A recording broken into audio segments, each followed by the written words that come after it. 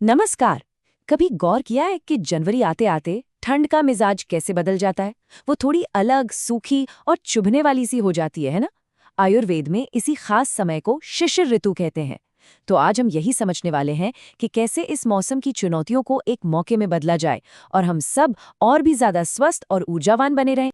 तो सवाल यही उठता है कि जब सर्दी अपने चरम पर हो तो हम अपनी एनर्जी, अपनी चमक इसे कैसे बनाए रख सकते हैं? और देखिए, इसका जवाब सिर्फ मोटे मोटे गर्म कपड़ों में ही नहीं छुपा है। आयुर्वेद हमें एक बहुत ही सुंदर रास्ता दिखाता है, जिससे हम इस मौसम को सिर्फ काटते नहीं हैं, बल्कि सचमुच इसमें खिल उठते हैं। चलिए इसे थोड़ा समझते हैं। शिशिर ऋतु यानी कि मिड जनवरी से लेकर मिड मार्च तक का समय। अब होता ये है कि इस दौरान हमारे शरीर में वात दोष यानी कि जो हवा और आकाश का तत्व है, वो कुदरती तौर पर बढ़ने लगता है और इसका असर शरीर में रूखापन, हल्कापन और ठंडक ये सब बढ़ सकता है। और यहीं पर एक बहुत ही दिलचस्प बात सामने आती है। देखिए, बाहर जितनी ज्यादा ठंड होती है, हमारा शरीर उससे लड़ने के लिए अपनी सारी गर्मी को अंदर की तरफ अपने कोर में खींच लेता है।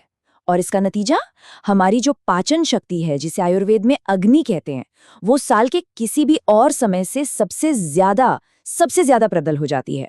अब ये एक बहुत बड़ा मौका भी है और हाँ, एक चुनौती भी।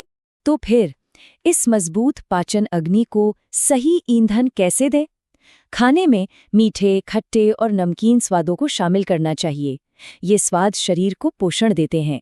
गर्म और थोड़ा भारी भोजन जैसे अनाज, घी, मेवे, ये सब उस आग को शांत और स्थिर रखते हैं।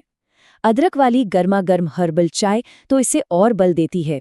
और सबसे जरूरी बात, ठंडी और कच्ची चीजों से बिल्कुल दूर रहना है। और हाँ, भोजन कभी भी न छोड़ें, क्योंकि खाली पेट में ये तेज अग्नि शरीर के अपने ही ऊतकों को जलाने लगती है।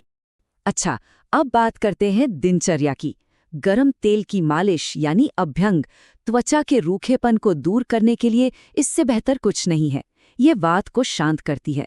सुबह की धूप लेना और थोड़ा नियमित व्यायाम ये शरीर में गर्मी और ऊर्जा बनाए रखते हैं। पर हाँ, कुछ चीजें हैं जो बिल्कुल नहीं करनी है, जैसे दिन में सोना। इससे शरीर में भारीपन और कफ बढ़ता है। और ठंडी हवा में घूमना या ठंडे पानी से नहाना, ये तो पहले से बढ़े हुए वात और रूखेपन को और ज्यादा बढ़ा देता है। तो इनसे बचना बहुत जरूरी है। चलिए अब कुछ खास और असरदार नुस्खों पर भी नजर डाल लेते हैं। इम्यूनिटी के लिए गर्म दूध के साथ च्यवनप्राश एक बेहतरीन उपाय है। पाचन को मजबूत करना है तो भोजन से पहले अदरक की चाय पिएं। त्वचा के रूखेपन से बचने के लिए नियमित रूप से तिल या बादाम के तेल से मालिश करें। और श्वसन तंत्र को स्वस्थ रखने के लिए तुलसी की चाय और हल्दी वाला दूध, ये तो समझिए इस मौसम में अमृत समान है। तो इस पूरी चर्चा का सार क्या है? सार बस इतना सा है कि आयुर्वेद हमें मौसम से लड़ना नहीं सिखाता, बल्कि उसके साथ बहना सिखाता है। जब हम प्रकृति की इस लय को समझकर उसके साथ तालमेल बिठा लेते हैं ना, तो हम सिर्फ सर्दी से बचते नहीं, बल्कि शिशिर ऋतु की इस अनूठी ऊर्जा का पूरा फायदा उठाकर सचमुच खिल उठते हैं।